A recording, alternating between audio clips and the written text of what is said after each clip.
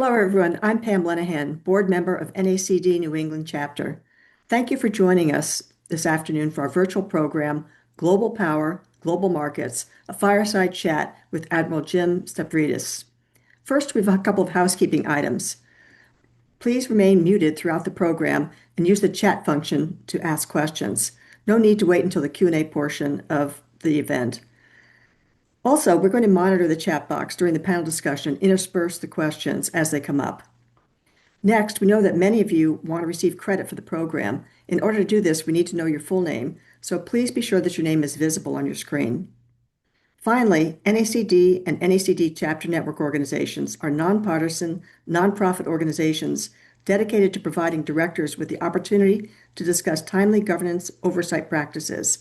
Views expressed by the speakers and audience are their own and do not necessarily reflect the views of NACD. I would be remiss if I did not thank our chapter sponsors. The continued loyalty of these organizations underscores the important role of NACD. It is their support that allows us to fulfill our mission of delivering world-class, director-centric, local programming and peer-to-peer sharing of insights that's vital to advancing excellence in the boardroom. Next, I'd like to take a minute to welcome our first-time attendees who are here with us today. Thank you for joining us. We truly hope you enjoy your first program and hope to see you at many more events. Finally, I would like to thank a few key people at NACD New England who were instrumental in coordinating today's event. Ellen Richstone, board member and programming chair, Deb Rosenthal, executive director, and Larissa Vervetto, chapter administrator. Thank you to all of you for your efforts to bring this program to our members.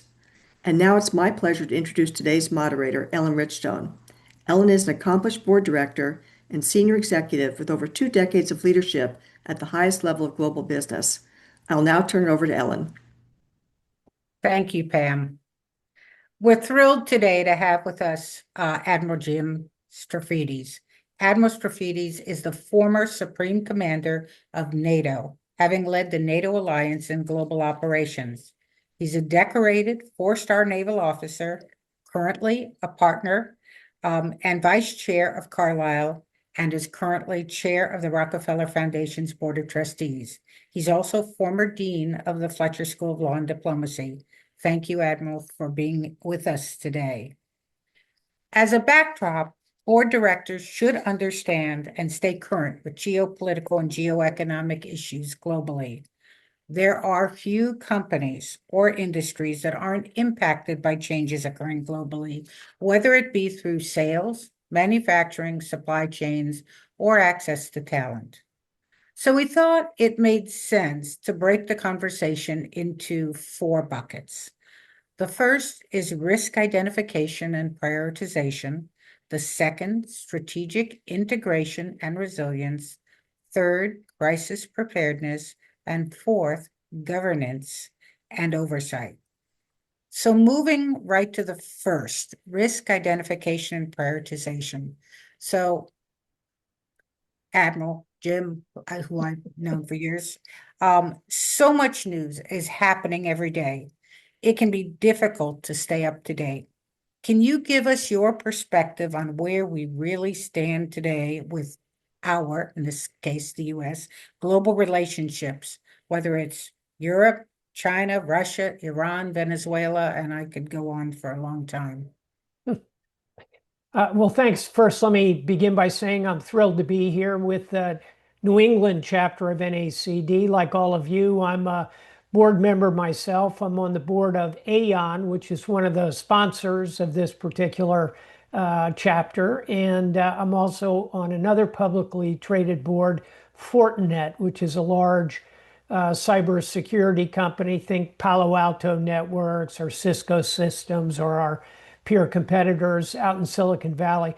So that's a nice, kind of 1-2 punch of boards, 2 different locations, 2 different industries, sectors, if you will, obviously.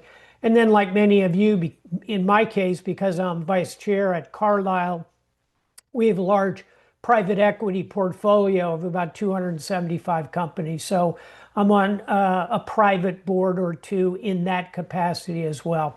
I mention all that simply to say how much I enjoy board work. I think it's incredibly important. B, I understand how hard all of you are working to fulfill your responsibilities. And number three, I'd be remiss if I didn't particularly thank Ellen Richstone, someone I've known for, I think, a couple of decades now. We're both graduates of the Fletcher School of Law and Diplomacy at Tufts, where, as she mentioned, I served as the dean. So with that as a little bit of opening thoughts, let me take your very broad question and kind of break it into a couple of buckets. Let's start with our relationships, what I would consider our most important geopolitical, but also economic set of relationships, and that is Europe. The largest trading partnership in the world is actually not US China, US Canada, US Mexico. Those are our top individual national trading partners. But the largest trading relationship we have goes east to west across the Atlantic Ocean with the European Union. So that's a good thing. And secondly, it's a good thing that we share democratic values, freedom of speech, liberty, democracy, all the things that make our societies, in my view, the right place to want to live in the world. That's kind of the good news. The bad news is, as you're all well aware, that relationship, that transatlantic bridge, has been creaking a little bit, if you will.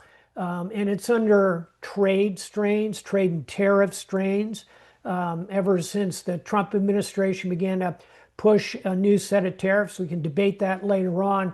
But a lot of that has not landed well in Europe, let's put it that way. And then secondly, and most tactically, and I hope we're past this moment, but the issue of Greenland has come up as follows. The Trump administration is seized with the idea of US ownership of Greenland. Geopolitically, strategically, geographically, I'm all for it. Here's the problem. We can't simply conquer it. We can't send the 82nd Airborne up there. The Danes have owned and operated Greenland. You can debate the timeline, but at least 300 years, maybe as much as 700 years. It's been part of the Kingdom of Denmark, and they show no inclination to acquiesce in a kind of a takeover of it. So right now, to kind of park on US-European relations, Ellen, they're kind of under strain for a variety of these kinds of reasons. But I think I'll conclude on an optimistic note here. I think we're past the problem with Greenland, mainly because the Europeans stood up and said, nope, you can't just have Greenland. And now we're in a dialogue to kind of work out a modus vivendi. I think we will. And also trade and tariffs continue to be challenging, but I think they're headed toward probably 15% tariffs going both ways, somewhere in that zip code. And that would probably work out well. And then a third reason for optimism is, and this sounds odd, but is Ukraine. Here, despite some daylight between the US and Europe, we're now kind of seeing that close. And I think in the next few weeks, we're going to see a joint US, European, Ukrainian agreed offer to go to Putin. That's showing solidarity across that Atlantic. So again, that transatlantic bridge creaking a little bit. I don't see NATO going away. I don't see that bridge breaking. I think we're going to work through that challenge. Let's go to the Pacific. Instead of turning right and looking at the Atlantic, let's look to the Pacific. Here we have a group of very strong democratic allies. That would be Japan, South Korea, Australia, New Zealand, the Philippines, Thailand, among others. Singapore, I'd put in this category. There's no NATO in the Pacific, but all the nations I just mentioned are kind of in various stages of loose cooperation with the United States in terms of security. I'd also include Taiwan in this group, by the way. And all of them, again, there's been some stress and strain, more or less about tariffs. But frankly, there's less division, I think, in the Pacific than there is on the Atlantic and European side. So over there, our basket of allies are kind of hanging with us in a pretty good way. And the reason is, of course, because they have China parked right in the middle, and they feel concerned about China, and the U.S. represents a pretty good hedge against China. So that's kind of Europe and the Pacific, both. I'm cautiously optimistic about where that's all going. Let's do China next. Any board member who touches international commerce or does anything, frankly, everything from supply chains to sales around the world or any level of engagement ought to be concerned about U.S.-China relations. Here again, and I may really surprise you here, but I'm cautiously optimistic. I mean, particularly compared to about a year ago when we saw a lot of ratcheting tension between the U.S. and China. And a lot of the causes of tension between the U.S. and China still exist. This is everything from fentanyl to the trade and tariff disagreements to the status of Taiwan to the ownership of the South China Sea. There's a lot of disagreement, right? Cyber going back and forth. But here we are a year into the second Trump administration, and we've got President Trump fully committed to a summit in Beijing with President Xi, and Xi is already talking about returning that state visit here to the United States in the fall. Despite some initial really aggressive tariffing, first by Washington on Liberation Day, which kind of turned into Demolition Day, U.S. slapping 130% tariffs, China responding immediately with same, everybody's kind of calmed down. So trade is okay. And here at Carlisle, we have a strong team on the ground in China. We are looking for deals. We are looking at valuations. I think as board members, you ought to be looking at China exposure with a careful eye, a weather eye, as would say in the Navy. But you shouldn't be encouraging your enterprise to simply walk away from China. A year ago, you kind of could have made that case a bit. Now I really don't see a sudden decoupling coming up. And I think there's reason for potential cooperation, U.S.-China. And then fourth and finally, Ellen, then back to you to go deeper on any of these or take it wherever you want. There's this whole other tranche we talk about called the Global South. So with the Global South, really it's India, Brazil, South Africa, Nigeria, lots of different countries in sub-Saharan Africa, lots of Latin America and the Caribbean. Half the world lives there. That's 3.5 billion people in that Global South. Here, again, some tensions, some hard spots, but very encouraged day before yesterday by the Trump administration's announcement, along with the Indian Prime Minister Modi, that the U.S. and India have arrived at a trade agreement. Tariffs in the 15 to 18% range. India saying they will back away from dealing with Russia and Russian oil. We'll see if that all comes to fruition. But if the U.S. can find a good path with India and Brazil, it'll be very helpful in the rest of that Global South. So there's a quick snapshot, if you will, of our friends and trading partners. And I'll conclude with nations that we are not friends with. And I know you're going to want to go deeper on these. But Russia, Vladimir Putin is a malign actor.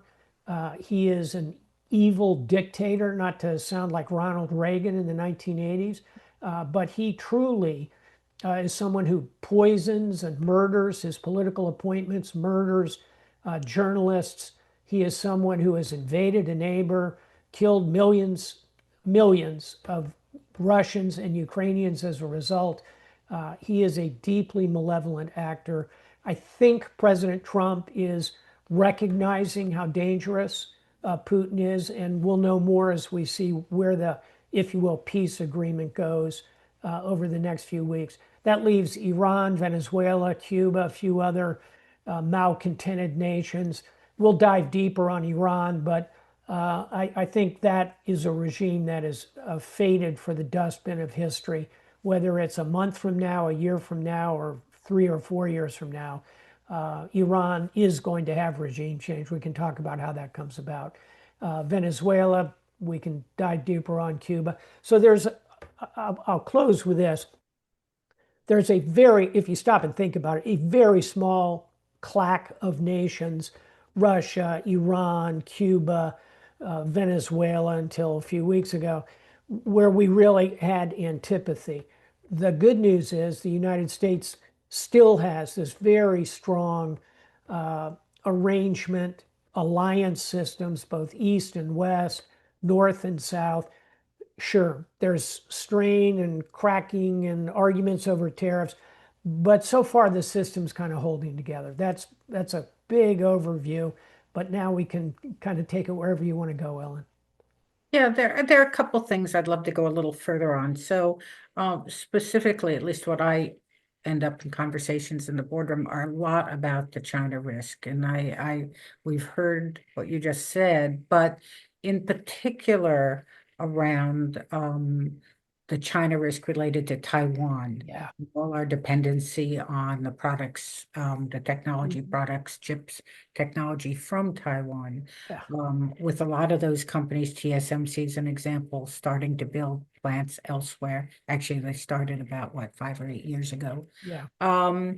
But could you comment more specifically on the China-Taiwan relationship and how board directors should be thinking from a long term, especially for those of us with tech backgrounds and who are focused on tech products? Yeah, I'm going to start with a book recommendation because you brought it up, but it's actually a professor you and I both know at the Fletcher School of Law and Diplomacy at Tufts.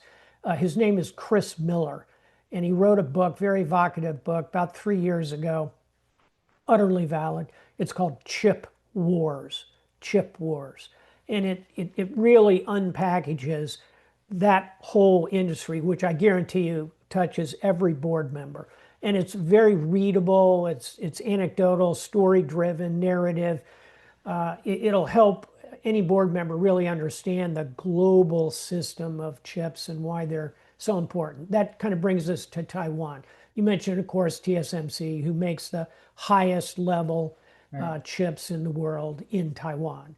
They are expanding. They have fabs, fabrication sites, fabs in other parts of the world. But a lot of people ask me, well, Admiral, when is President Xi going to invade Taiwan? Is it going to be this year? Is it going to be 2027? I don't think so. I think it's a 5 to 10 year event before Xi makes a move on the island of Taiwan. I'll give you 3, I think, pretty good reasons he will hold back. Number one, he's built a big, powerful military, but it hasn't really exercised, it hasn't globally deployed. He has not a single admiral or general or soldier or sailor who has seen active combat. Stop and think about that. China has not been in a war since the 1950s. They had a 1-month kind of dust up with Vietnam in 1979. Other than that, China's not been in a single war. That means their entire military, upon which a lot of money has been spent, has never seen combat. And you know, that's to their credit. They have avoided war. They've accomplished an enormous amount without going to war. On the other hand, for better or for the worse, and I assume almost everybody on this call is an American, your armed forces are highly blooded, for better or for worse. We've been in continuous combat for 20 years until a couple of years ago.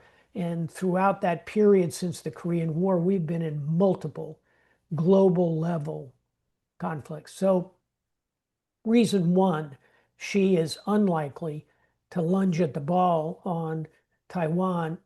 He can't measure that experience. He doesn't know how capable his armed forces are. He needs, my view, another 5 years minimum watching them operate to gain more operational experience. Point two, if you're President Xi, you look at the sanctions that have landed on Russia and the impact on Russia and consider what that might look like if China brutally invaded and suppressed the island of Taiwan. They'd have to kill tens of thousands, if not hundreds of thousands of Taiwanese. Big sanctions would follow that. And your point, Ellen, that the chip base there will be gone. Believe me, the Taiwanese have plans with red buttons. If that invasion starts to succeed, those fabs are blowing. So Right. that is not going to help the Chinese economy. Sanctions, all the chips blowing up, etc. That's reason number two. I think an immediate event is unlikely. And third and finally, Xi looks at what's happening in Ukraine and he says, I wonder if those Taiwanese would fight like hell the Mm. way that the Ukrainians are. And he doesn't know. He's never Yep. been to Taiwan. I've been to Taiwan a lot. I think they'll fight. They've been preparing for it for decades. They have tunnel complexes under that island that Mm. make Hamas's tunnels look like a kiddie park. They are ready to fight. They're ready to resist. And that island is a resistance fighter's dream. It's mountainous, forested. If the Taiwanese go to the mattresses, so to speak, that's going to be a long, hard, urban, awful fight. And she knows that. And by the way, it's a tough military proposition. Unlike Kyiv, you can just drive tanks into Kyiv. You can't drive tanks from China to Taiwan. That's 100 miles of open ocean, and it's Right. rough seas, and I've sailed it. So that's a long answer, but the short answer is I don't see Xi making a move. There's one thing that could change everything I just said, and that would be if the Taiwanese were foolish enough to simply declare independence. I don't see them doing that. They are increasing their defense spending. That's not about independence, it's about deterrence. And we Yeah. ought to support that. And we ought to, again, try and build economic ties with China. And I think over time we can work out a modality where Taiwan continues in its current status, US China relations continue economically to be viable, and we avoid that big confrontation. So the other area, I know there are already questions in the chat, but I would like to take another minute on Venezuela, Sure. And the implications for South America, but also the implications for actions that the US have taken that influences, how to say influences, that's a kind way of saying it, removing a president and, essentially supporting a structure inside. And we've seen that in US history, right? If you want to talk about Vietnam or some other places. But given today and given what happened in Venezuela, where do you see that really progressing? Yeah. Let's do the history first. Sometimes as you know, before I was famously the commander of NATO and Supreme Allied Commander in Europe, before that, I spent 4 years in Miami as the commander of U.S. Southern Command. So everything south of the United States, all military Right. activity. So I know the region extremely well. I'm from South Florida. I speak Spanish and French. I'm actually studying Portuguese right now. I know the region quite well. And I know the history, which a lot of Americans don't appreciate. But sometimes I'll ask an audience, well, how many times do you think the United States has invaded a country south of us? And a lot of people go, well, not that often. I guess we had Mexican-American War and Spanish-American War, and I guess that was Right. Cuba and in Panama. Oh yeah, 1989 Panama. But like I don't know, 3 times, 5 times, Grenada. The correct answer to that question in the last 150 years, now that's a long time, but in the last 150 years, the United States has invaded a country south of us 56 times. 56 times. Yeah. And invasion defined as the imposition of armed troops for political purpose without the consent of a sovereign nation. Right. 56 times. That's a fact, Jack. And you know, we've invaded Mexico 6 times. We've invaded Nicaragua. We've invaded every country in Central America, Cuba. And I'll grant you, sometimes it's 100 Marines to sort out a banking crisis. But it's the imposition of armed troops in a sovereign nation without consent. That's an invasion. So we have a long bad history. And I always say about our country with enormous affection, if our nation were a dog, it would be a golden retriever, kind of bounding through the world with its tail going back and forth, knocking things over. And we don't remember all that. We're, yeah, maybe 3 times. No, 56 times you've invaded.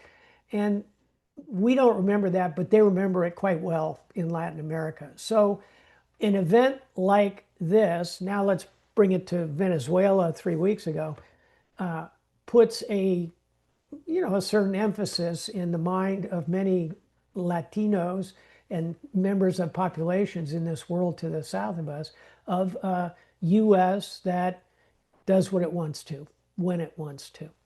So that's kind of the bad news. On the other side of the ledger, there are a couple positive aspects of this.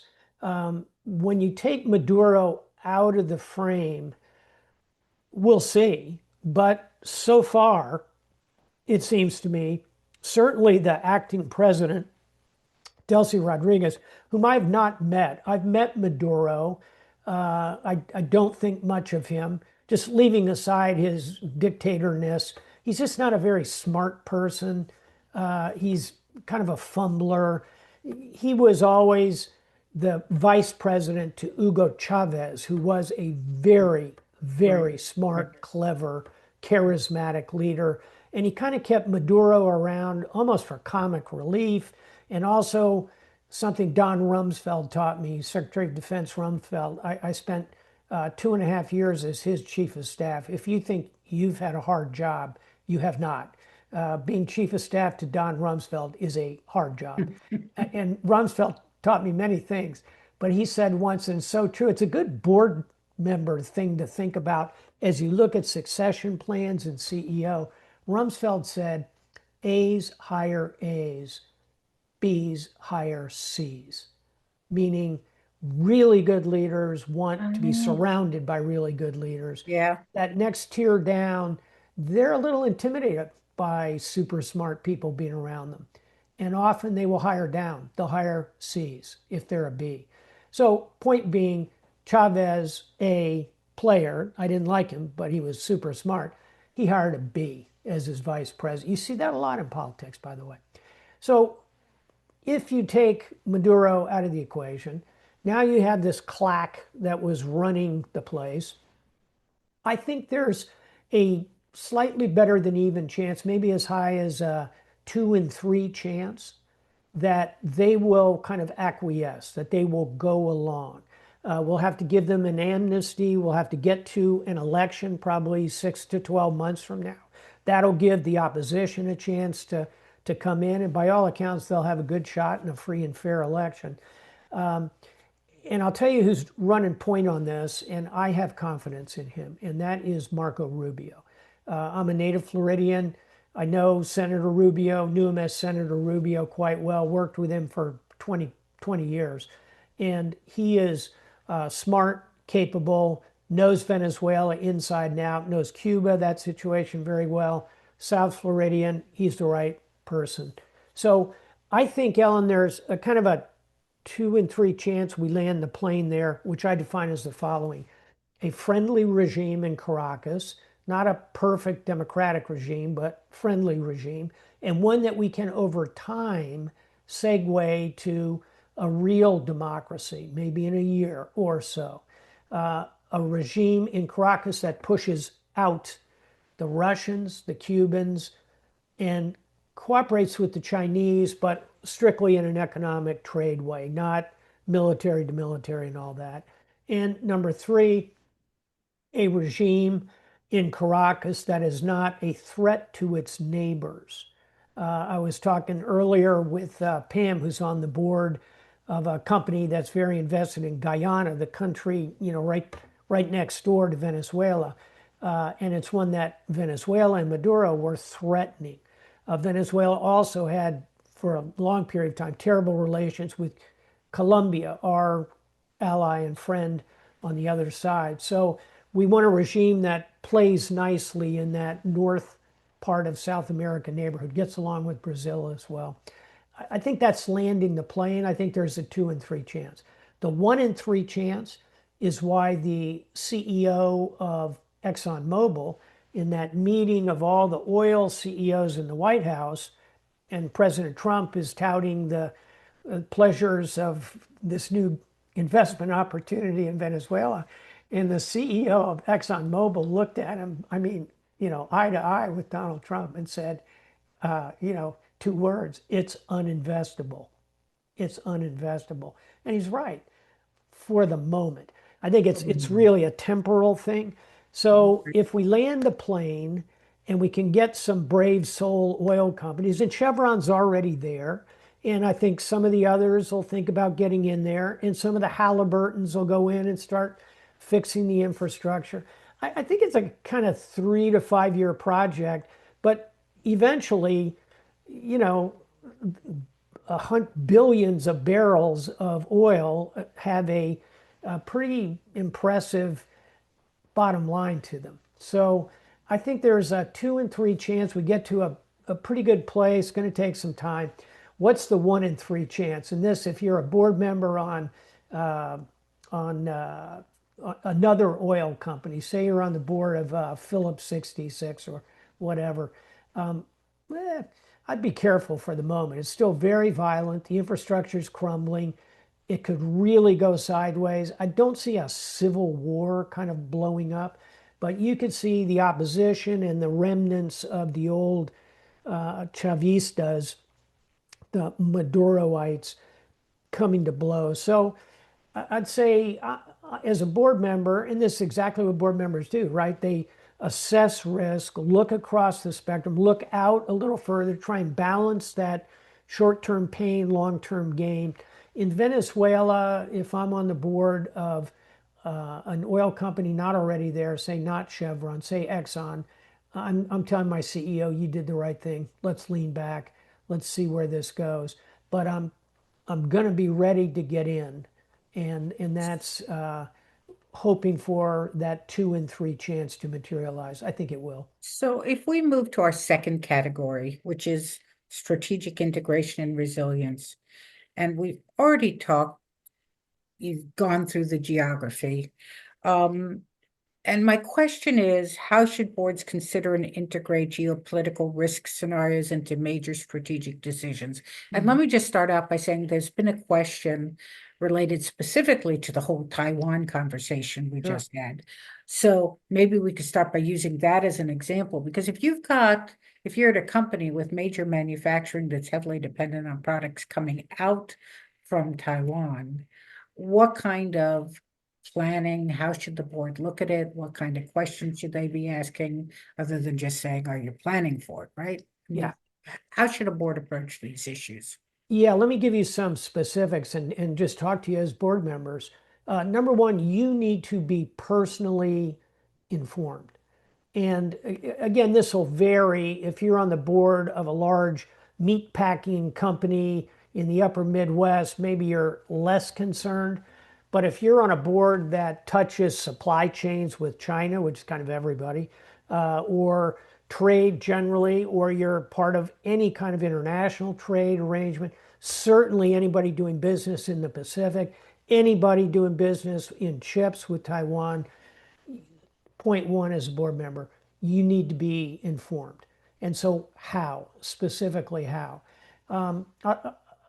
Certainly, and I'm disclosure, I'm the senior international analyst for CNN. I think CNN's pretty good, but I'm going to tell you, lean away from those breathless 24-hour news cable channels.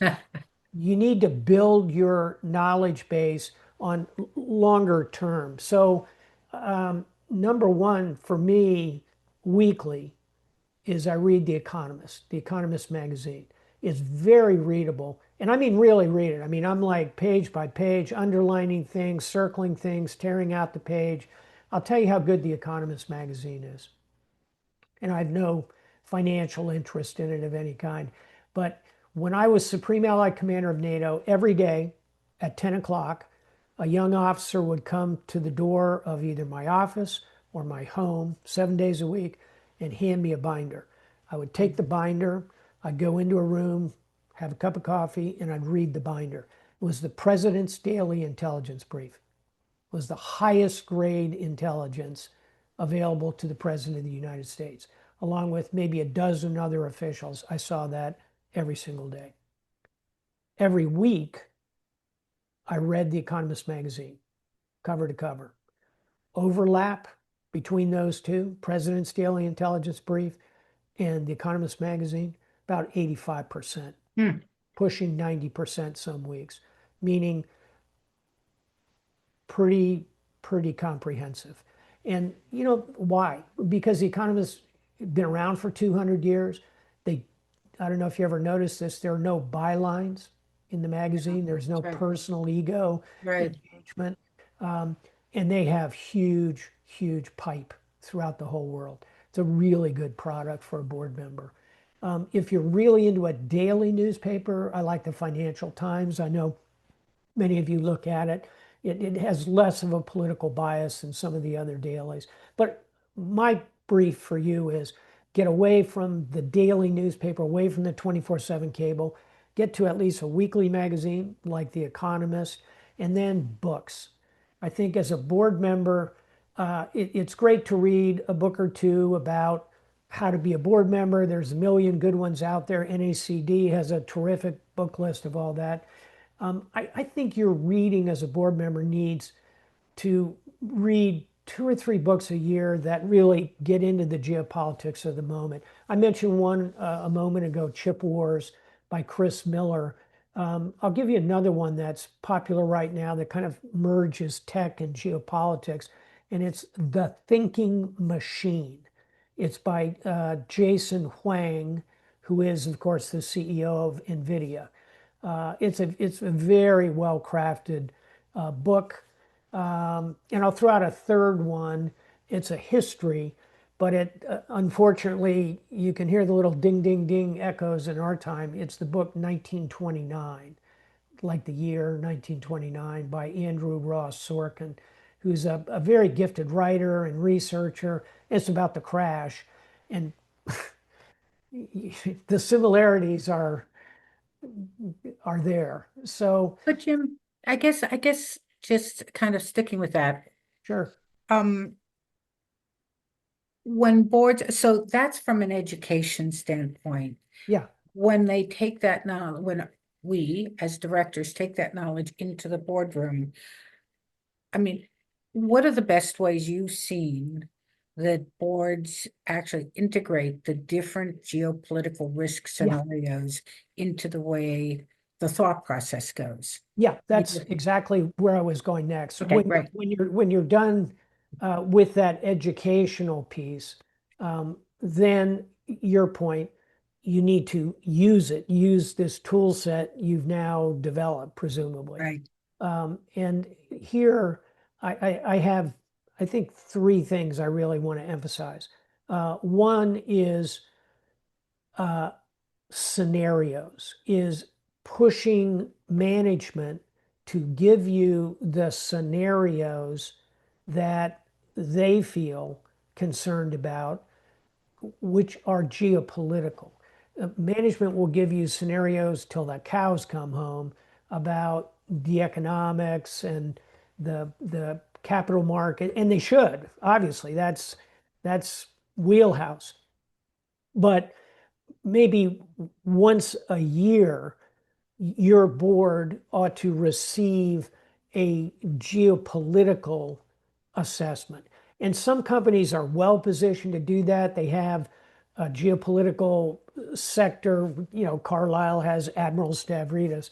KKR has David Petraeus. You know, a lot of firms have, you know, a chief financial officer, a chief operations officer, a chief executive officer. increasingly I'm seeing chief geopolitical officer. Um, if the firm you're on the board of doesn't have that, that's fine. Either they can find people within the company who have those expertise, or they can hire it. You can go out and there are many excellent consultancies that will come in once a year and do a geopolitical presentation, not just generally about the world, but about, okay, what does it mean for American Water, a board I used to sit on, the largest water utility in the country? How would geopolitics impact American water operations? What's the cyber risk? What's the terrorism risk? What's the supply chain risk? And all those are extant and vulnerable. So, point one, be exposed to these geopolitical risks and push management to get those into the envelope of conversation. And then if you are a firm that does have a significant geopolitical risk, Fortinet, again, where I'm a board member, we're global. We're all about chips. We're about cyber and cybersecurity. So we actually rehearse. That's the third thing. So number one thing is get informed and learn. Number two is understand the risk scenarios out there. And number three, if you're in a zone, a firm that really has exposure to geopolitical risk, you ought to rehearse it. You ought to set aside an hour, 90 minutes, and have either management or an outside consultant come in and say, okay, we're going to rehearse. We just got a disclosure that says Taiwan was invaded last week. Chips have dried up completely. Let's have a conversation. What's our public position? How much are we going to expose to the public about how vulnerable we are right now? What are our secondary sources? What's our plan B? And boards are great at thinking through plan B about, well, what happens if Sally, the CEO, gets hit by a beer truck? Terrific. You got to have that conversation. You need a conversation about, we live and die on chips that come from Taiwan. What's plan B? Not just, oh my God, everything's going to fall apart. Are there secondary sources? Can you line up a backup in Thailand? Can you remanufacture your key product with a less effective chip? There are plenty of different things. So I think, Ellen, that's to kind of, again, go macro, get well informed about geopolitics, push to have the scenarios presented to the board, and three, have the board do actual rehearsals. And last thought, that's kind of the same advice I have on cyber and cybersecurity. Board members need to have, and you've heard me say this a lot over the years with NACD, board members need to have a reasonable level of personal knowledge about the world of cyber, everything from personal cyber hygiene to impact on the corporation. Boards need to understand the scenarios where something really goes sideways. I was on a different public board, different than anyone I've mentioned so far, that had a very bad ransomware experience. You need to rehearse that, exactly what you do in the case of a really telling cyber attack, for example. Same So, with politics. so you've moved us from my category 2 to category 3, which of course is crisis preparedness. So Sure. thank you for that. Are there others, so sticking with the category 3, which is crisis preparedness, are there other things in addition to clearly scenario planning, which you talked about, and doing crisis plans and then rehearsals? Are there other lessons learned perhaps from your years as the NATO Supreme Commander? Sure. I'll give you two. One is use history.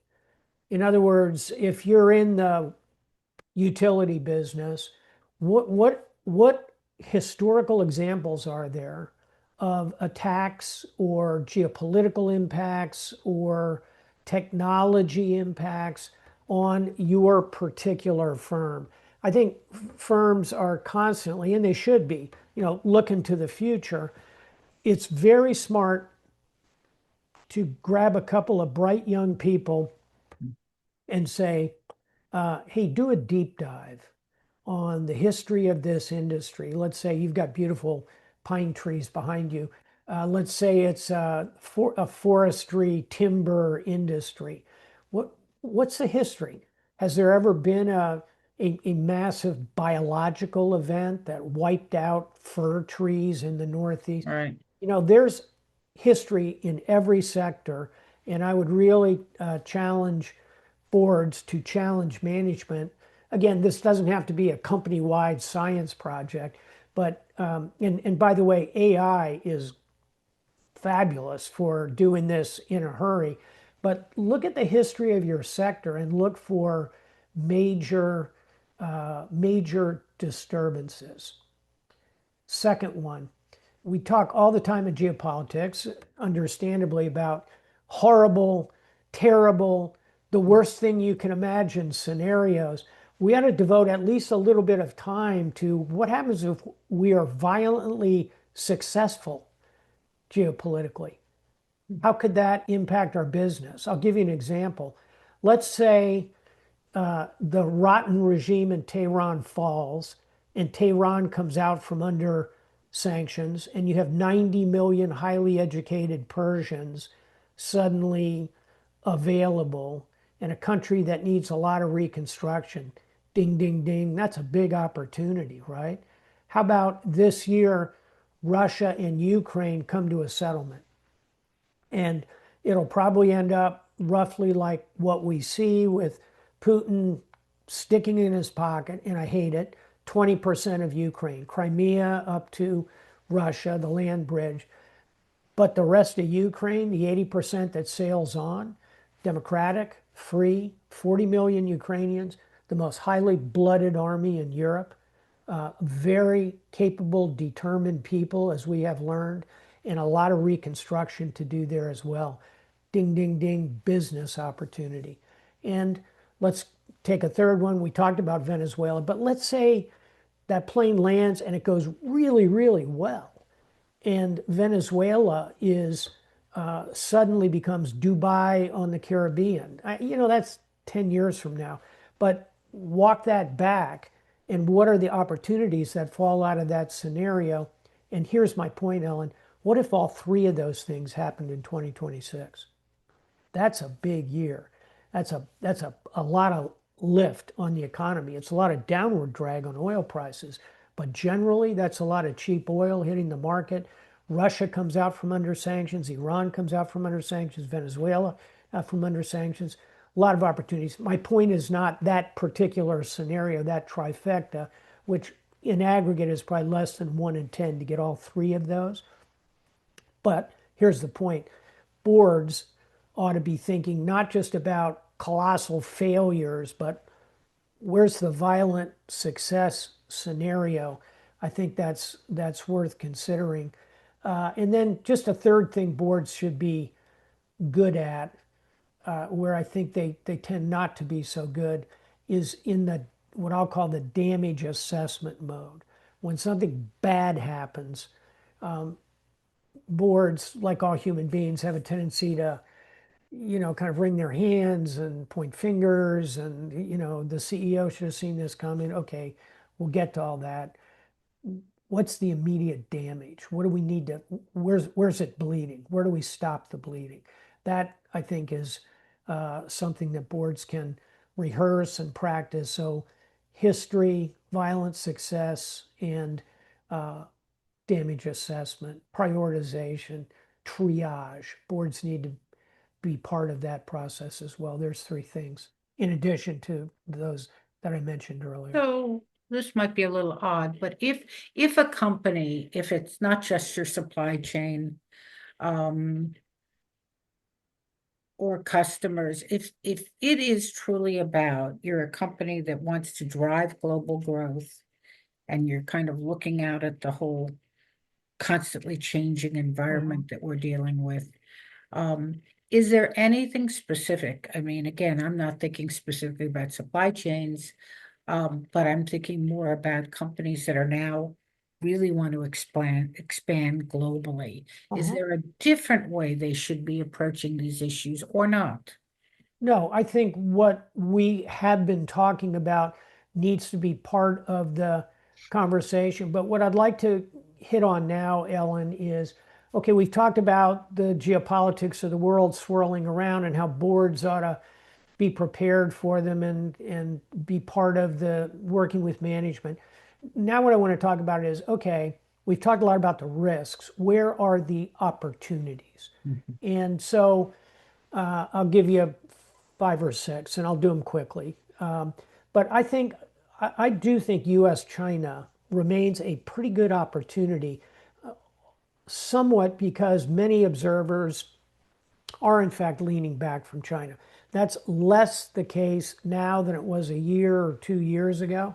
But I think US China is underappreciated as a potential place to do business. Obviously, you do not want to be involved in the defense sector, in satellites and facial recognition, producing small arm.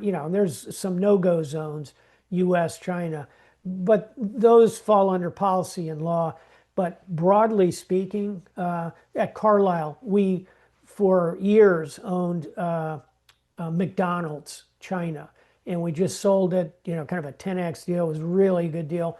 We're looking for what's the next really sensible deal we can make in China. So I think US China is an opportunity right now. Number two, oil. And here I mean, let's call it the rewiring of the global energy grid, meaning making assessments about, if you will, the big three that I've mentioned now several times, but that trifecta of Iran, Venezuela, and Russia. What if all that sanctioned oil starts coming back? What if two out of the three come on? What if one out of the three comes on? All of that represents a lot of rewiring. Could Nord Stream 2 come back online? I don't think that's impossible. And these are all calculations, but in all of those, there are business tendrils that kind of fall out. Number three, again, I mentioned Ukraine. Ukraine itself, the reconstruction of Ukraine will be ultimately big business. And my example would be go back to the 1950s and look at Korea and the Korean Peninsula. And at the end of that war, as you know, Ellen, the whole peninsula was dark. You could take a Right, satellite picture and it would be right, completely black top to bottom. Today, you take that same satellite picture and across the 38th parallel, across the demilitarized zone that marks the border between North and South Korea, to the south is a sea of light. It's right. like hugely electrified and lit up. And to the north, there's one point of light. It's Pyongyang, the capital of this hermit kingdom. Here's the point. South Korea, the reconstruction of South Korea was an enormous business opportunity. Today, South Korea goes from being a war-torn, destroyed country like Germany, like Japan. South Korea now is the ninth largest economy in the world. So Ukrainian reconstruction, number kind of three on my list. Number four, we touched very briefly, but I think India is a big potential for business opportunity. And yeah, I get all the negatives and the downsides of corruption and barriers to entry and so on. But I think India is moving in the right direction in terms of business environment. And certainly they're going to be a crucial player in the global economy, world's largest population, vibrant democracy. I'd put Brazil right next to them. And you can kind of pick and choose some other points of light in that global south, but I'll just put India down as a marker. And number five, I'll stop here, but number five, and I wish this weren't true, but it is. Defense spending, military spending is going to go up, and it's going up fast, and it's going up everywhere. And I'll give you a couple examples. US defense budget, largest in the world, about 900 billion. 2 weeks ago, Donald Trump uttered, I would argue, the most impactful economic statement he's made, I think, possibly in his presidency, little noticed. He said he intends to raise the U.S. defense budget from 900 billion to 1.5 trillion. That's a quote. If he does that, that has enormous ripple effect. You know, the defense industrial base has 400,000 firms in it. Obviously it's the largest business infrastructure in the world. So the idea of a 35% increase, pretty striking. I don't think he'll get it. I don't think he'll get it through Congress, but it's indicative of defense spending. The Europeans have agreed to spend 5% of their GDP, 3.5% on pure defense, 1.5% on cybersecurity. And Japan, if you missed this turn, is doubling their defense budget. Japan, within 5 years, will have the third largest national defense budget in the world. US, China, Japan. So defense spending is going up everywhere. And ancillary to that is maybe a sixth separate category, but is cyber and cybersecurity. And final codicil to add to cybersecurity, everyone is, of course, quite liquored up about artificial intelligence. You know, we should be. Is that gonna crash? I don't think so. But you know, that's the big, obvious, shining, glittering object. Right. Back in the corner, there's this little thing called quantum computing, which at the end of the day is going to be like in The Graduate, you know, plastics. We're actually doing, NACD is actually doing a special program on quantum, and I should know the date off the top, but it's such a during the smart, month of February. yeah, So such a smart thing to do because so yeah. far nobody understands it. AI people really have grasped because they don't know how it works, but they know how to work it. Yeah. With quantum computing, they don't know how it works and they don't know how to work it and they don't have any idea why it's going to be important. But I assure you, in 5 years, 10 years tops, it'll change everything. Yeah, Larissa reminds me on chat that it's March 3rd, but it's the idea is that board directors need to stay ahead of the emerging technology Yeah, curve. exactly. And if they don't understand, you know, they've got to know enough in order to be able to ask the oversight questions, right? That's exactly right. Yeah. And So that whole shopping list, it may or may not apply to your particular firm in some way. I guarantee you one or two of those items will impact your firm. The question for you as a board member is your CEO aware of this? Is your COO aware of this?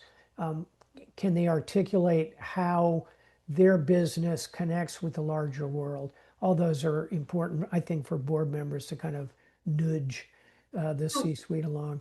if we shift just slightly and sort of, we've been talking around it, but governance and oversight from a board Sure. perspective. And you sit in boardrooms, you know how much time is spent on a wide variety of issues in the boardroom and how limited the time is when the board is really together.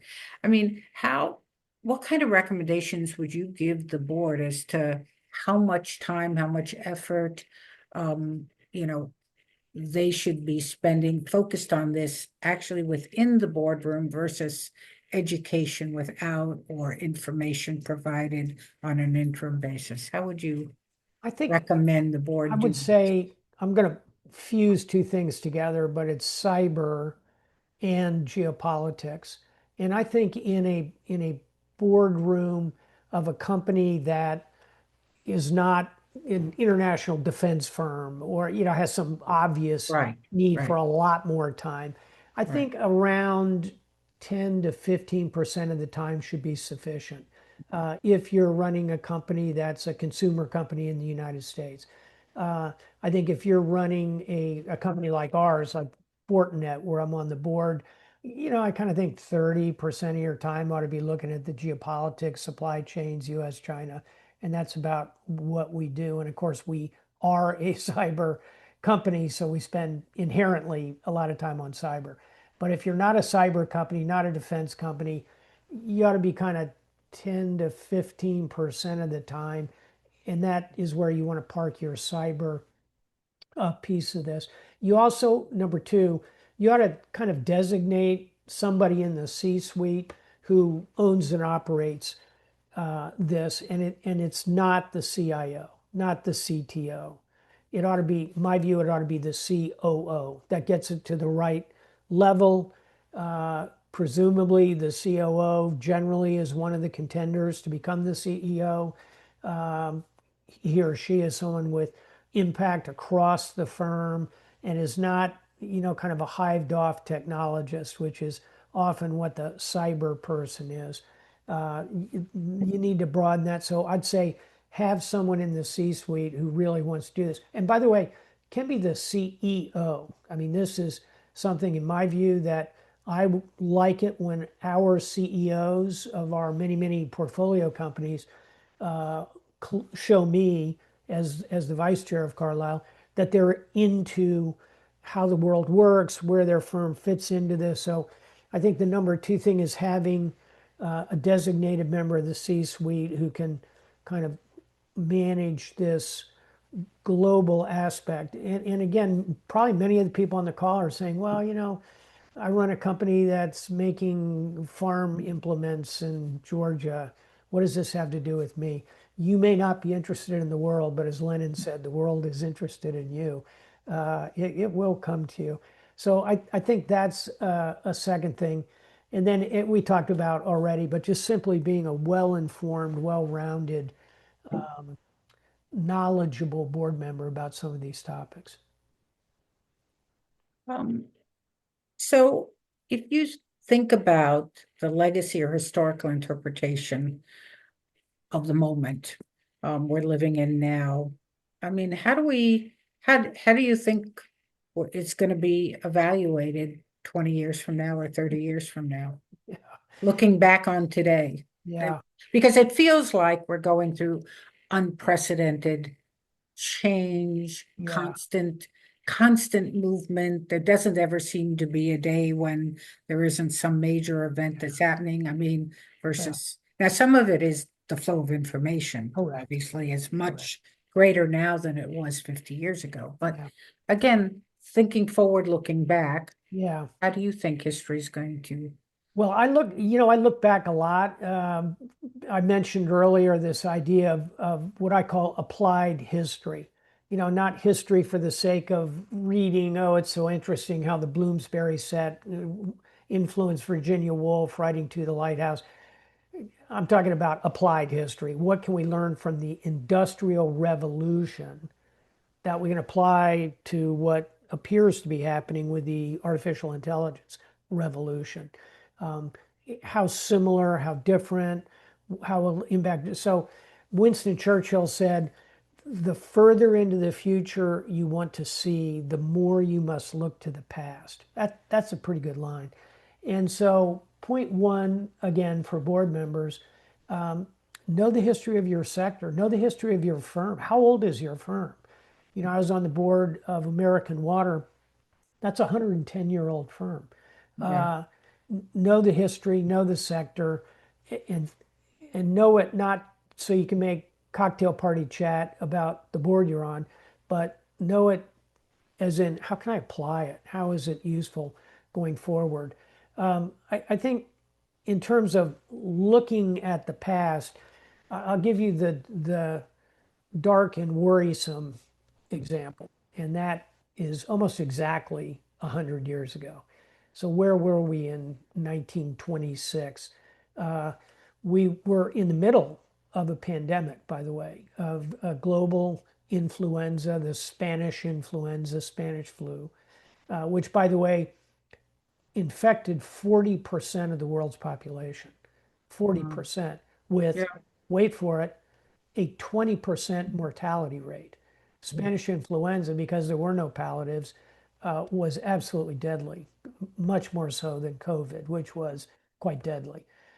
Point being, similarities. So 100 years ago, there's this pandemic swirling around. The United States has become isolationist. The United States is pulling all its forces out of Europe. We're getting ready to get rid of our tiny Pacific presence in the Philippines. We want to get rid of it. We want to come home. America first, by the way, is not a Donald Trump phrase.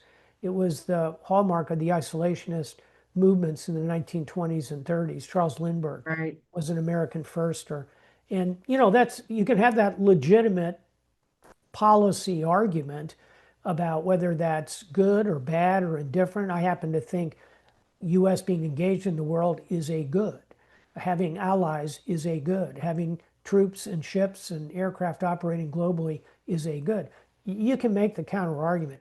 But again, back to 100 years ago, so pandemic, a US leaning isolationist, and most ominously, of course, in 1929, that book I just recommended, the US stock market collapses. This exacerbates an ongoing global depression. And as part of this kind of isolationist movement, the US erects, wait for it, tariff barriers, the Hawley Smoot tariffs, the highest tariffs in American history until now. So Yeah. this is a very reminiscent period. And so you got to ask yourself, okay, pandemic, isolationism, a frothy stock market that may go to a collapse, who knows? I don't think so in the immediate future, but if you ask Andrew Ross Sorkin, the author of 1929, he says, I can't tell you exactly when, but it's coming. So put all that together and ask yourself, well, how'd that turn out in the 1930s? Rise of fascism, two aggressive empires, that of Hitler's Germany and the imperial Japanese empire, act like this vice closing in on the United States because we have walked away from those areas. And how does it all turn out? We have a global war. We kill 80 million people. That's the dark end of looking to the past for what's reminiscent of this period. Here's the good news. You mentioned a moment ago, flow of information, net good. We see instantly what's happening. Leadership around the world can react. Yes, lies move faster than truth. And yes, conspiracy theories rise. And there's all kinds of bad elements to this. But the flow of information in and in itself is a good. Tech is a good. It's going to, AI, yeah, it's going to take some jobs away. It's going to create other opportunities, other jobs, other means of production. It's going to raise human productivity. And net, it's going to be good. Number three, despite people trying to portray Donald Trump in this cartoon-like fashion of, hands on hips, he's an isolationist. No, that's not really true. He wants to kind of bring the focus back to the Western Hemisphere. Although he puts pressure on NATO, he hasn't walked away from the alliance. We have hundreds of thousands of troops deployed around the world, where our carrier battle groups are everywhere. We're hardly into that 1930s isolationism. So there is still a US engaged in the world function out there. And number four, pandemic. 2020 was a terrible pandemic. And everyone here who was on a board in 2020 can remember that as a crisis. And it was where boards stood up and delivered in so many different enterprises to kind of calm the waters and come through scenario. All the things we've been talking about geopolitically apply biologically if we face another pandemic. But my point is, because we went through that 2020 pandemic, we have muscle movement. We would be much better, I think, in responding to pandemic going forward. So bottom line, yeah, I worry. I kind of look at those 1930s, but I'm kind of cautiously optimistic that we have better tools, we have better technology, we have better medical. I think we will be able to work through it all. So I'll close with this. Back to the 1930s and frankly to the calamitous 20th century. If you stop and look at the 20th century, what a frigging disaster. I mean, two world wars, probably 80 to 100 million people killed. You can't Right. even count. Right. Uh, keep it in perspective. Yeah, the world is moving fast right now, but I don't feel like we're about to stumble into a global war. I certainly think we have the tools to avoid doing that. And I as I've indicated right from the start of this conversation, I'm cautiously optimistic. And that's the stance I look for in a board member. I want a board member who's optimistic, but not foolish or, oh, yes, there is a Santa Claus. I want a clear-eyed, cautious optimist as a board member. And I find those are the best kind of personality traits to have.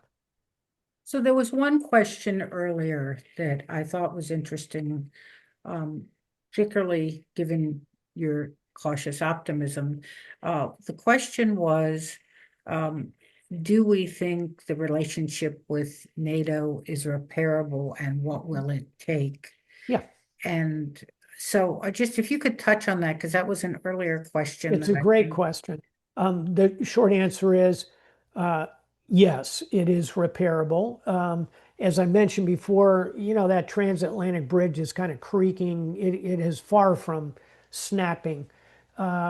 What has helped it is European defense spending going up, which is a result of two factors. Number one, a lot of President Trump's pressure. But number two, more importantly, is Vladimir Putin. I mean, Vladimir Putin is the greatest salesman for NATO in the history of the world. Right, right. Until Vladimir Makes sense. Putin invaded Ukraine, Sweden and Finland never would have joined NATO. Now they're very enthusiastic Right. members, brand new Yeah. members. Yeah. European defense spending has gone from kind of 2% to 3.5%. It, NATO's quite strong actually in the aggregate. And now that we're kind of through this Greenland thing, I don't see any other big iceberg out there ahead of us. And as I mentioned, I kind of see daylight closing between the United States and Europe over the Ukrainian issue. So we'll know more actually in the next 2 to 3 weeks, I think. But if we get a coherent US, European, Ukrainian position, and it's a reasonable one, that tells you that the daylight's kind of staying and the NATO alliance is here to stay. Let me just, because not everybody really knows the numbers, let me do them real quick. So I mentioned US defense budget is $900 billion. Russia's defense budget is only 150 billion. Hmm. China's defense budget is only 250 billion. So Russia and China combined 400 billion, US alone 900 billion. And here's what Americans don't appreciate. Collectively, how much do those, quote, freeloading Europeans spend on defense? Collectively, they spend about 500 billion. Europe's collective defense budget is Huh. larger than Russia and China combined. Huh. And yeah, there's some downside to it. There's a lot of duplication. Everyone wants to make their own helicopters. Everyone wants to make their own diesel Right. submarines. It's not unified the way the US defense budget is. But the point is, that's a lot of capability over there in Europe. The question is, will they generate the unity and the credibility?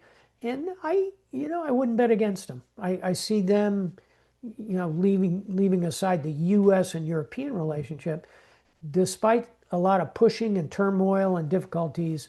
I think the Europeans will see their way to a more unified position. And if they do, huge business opportunities. Europe's economy really has a lot of upside in it. Yeah. So we've talked, this has been amazing.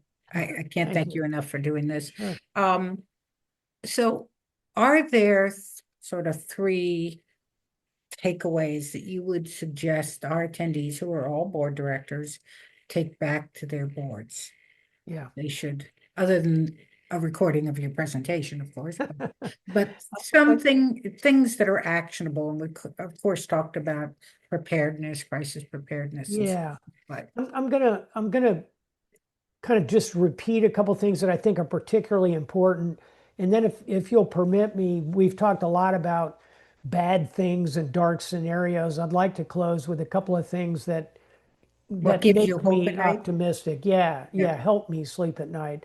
yeah, absolutely. But the things I draw a line under that we've talked about is self-education.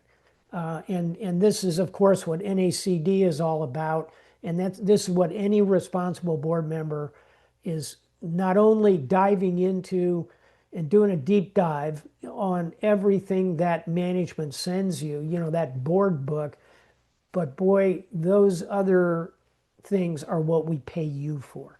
We pay you to know what's going on in the world, to understand the macro economy in the United States, understand the political winds in the United States, know something about cyber, understand how your business impacts the world. So self-education, I think, is critical. Number two, how do you act in the boardroom?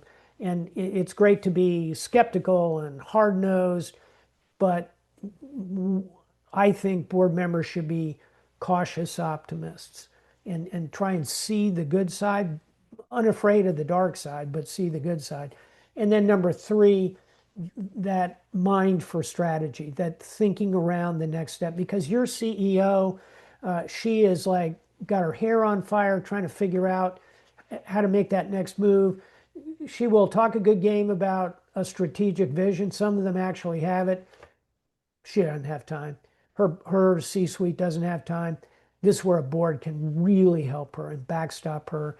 And I think a good chunk of strategy is not just how many shares are we going to buy back and what's our EBITDA look like next quarter and year on, all that's critical and important, and board members need to get all that.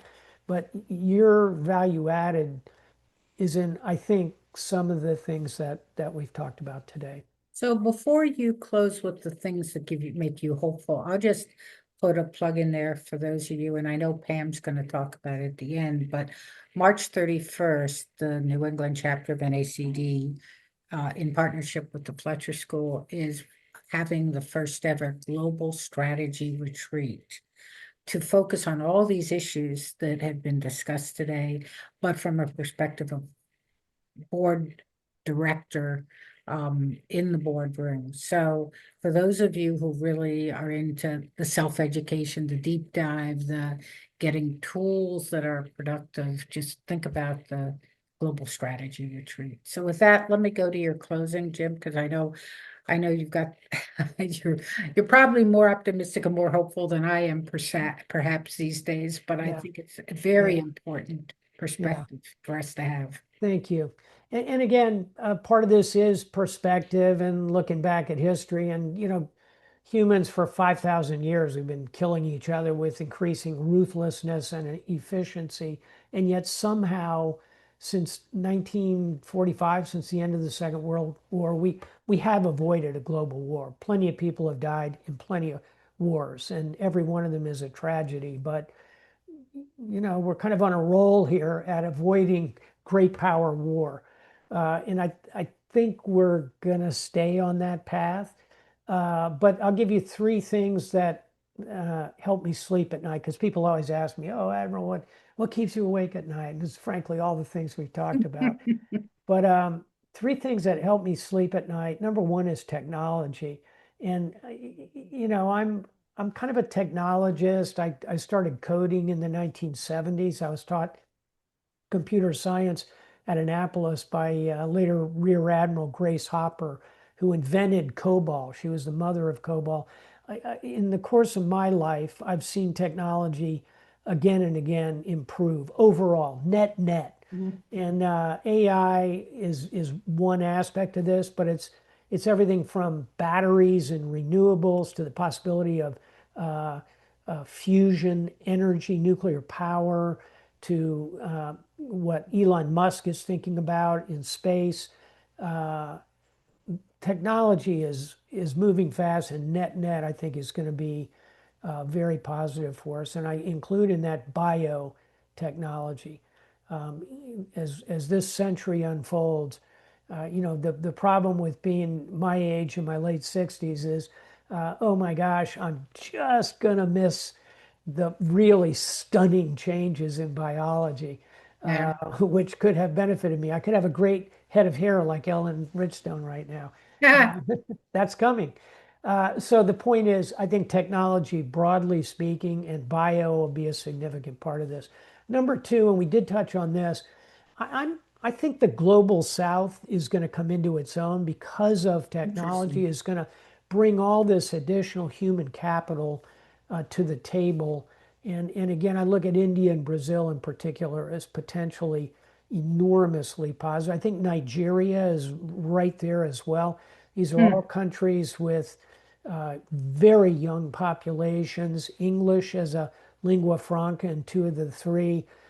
Brazil is right here in this hemisphere, and they're simply emblematic of this global south that I think is on the move in potentially very positive ways as the century unfolds. And then third, I always say this, but 300 years from now, when the history of this century is written, 300 years from now, the historian will get out the pen and will say, not, I'm trying to get this to come up. There we go. There's a beautiful fountain pen. Uh, the historian is not going to talk about the 21st century, the rise of China, or the rise of India, or the incredible technology of the 21st century. I think the 21st century is going to be remembered for the rise of women, of women. Hmm. And what I mean by that is Interesting. look at the 5,000 years of human history in which women were essentially chattel. And today, we're only 26 years into this century. Women are on the move. 100 years ago, they got the vote. 50 years ago, they started to really populate significant leadership positions. Today, you see women leaders around the world. I'll tell you the head of state who has handled Donald Trump the best, full stop, the president of Mexico, Claudia Sheinbaum. Here's Hmm. a here's a woman elected to the presidency of the most patriarchal society in the world, and a Jew elected to the presidency of the most Catholic country in the world. Hmm. Think she's got something going on? Boy, I do. And she has really handled President Trump, which is a skill set in and of itself.